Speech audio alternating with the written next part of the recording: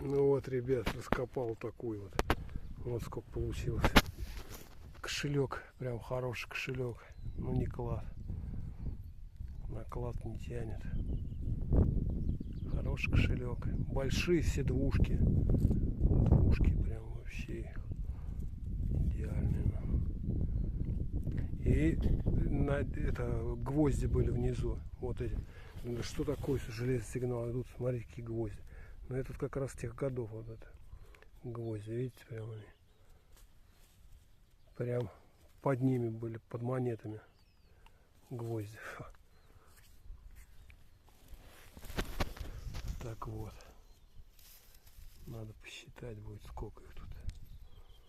Ну все, всем удачи.